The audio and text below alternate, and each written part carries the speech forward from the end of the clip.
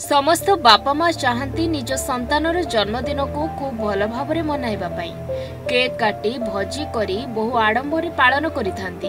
किंतु छत्रपुर अंचलर युव नेता देवाशीष पट्टनायक निज पुओर द्वितीय जन्मवार्षिक को किछि अलग करी समाज पाई एक उदाहरण साजिचंती।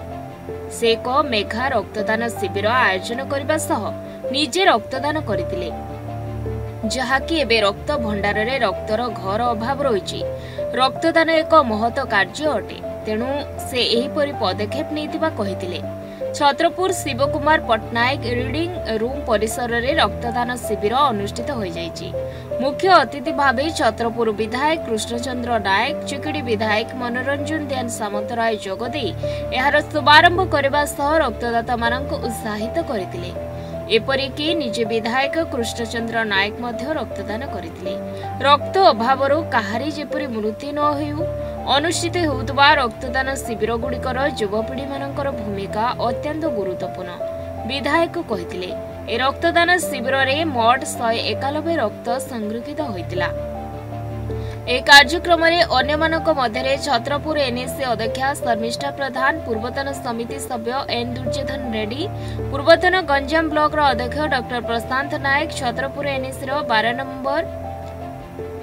Number ward councillor B Nishchala, 13 number ward councillor Sumant Kumar Nahak, Ruina Patnaik, Sanjeet राउलंक समेत अन्य भद्र व्यक्ति माने जोग देइतिले।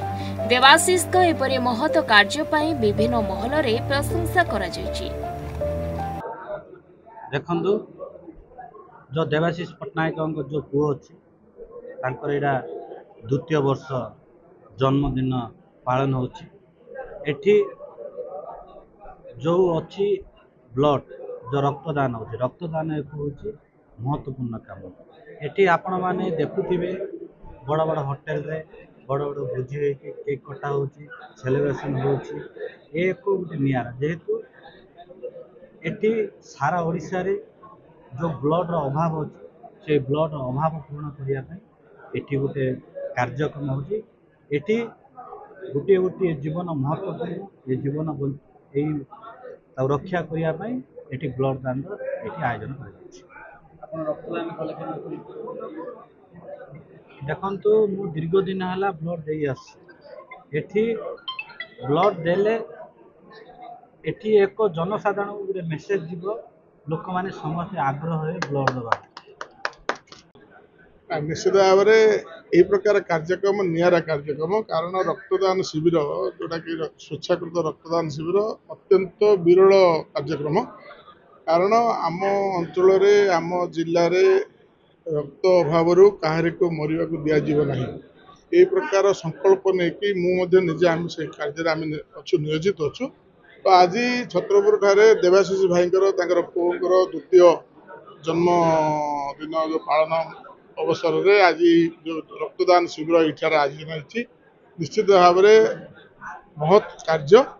तो ये कार्यक्रम द्वारा गोटे रक्त अभाव कहारी को मरवा को दिज्व ना, से भाया जो पदक्षेप नहीं कार्यक्रम गणा अत्यंत स्वागत योग्य पदक्षेप। तो ये कार्यक्रम समस्त गोटे प्रेरणार उत्स हो, समस्त ये गोटे उदाहरण हो। तो आगामी दिन में ये कार्यक्रम रे समस्त आम नियोजित होपरी आम अंचल आम ग्राम आम जिले में जेपरी रक्त अभाव क्या जमी असुविधा न हो, गोटे गरीब लोक जमी हैरान हरकत न हो। आजिकल रक्तदान माने कार्यक्रम होते कौटना कौटी आज दिन में बड़ बड़ मेडिकल गुड़ा गला बेलू रक्त अभाव कौटना कौटी मरवार माने खबर मत बाहर गणमाध्यम।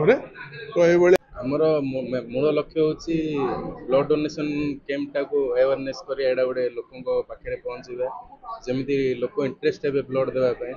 आजिकल देखुच बहुत लोक माने रक्त देवाई टे पछघुंचा होती, बुझे सेटा को आम दूर करने एडा गोटे आम निरा पदक्षेप।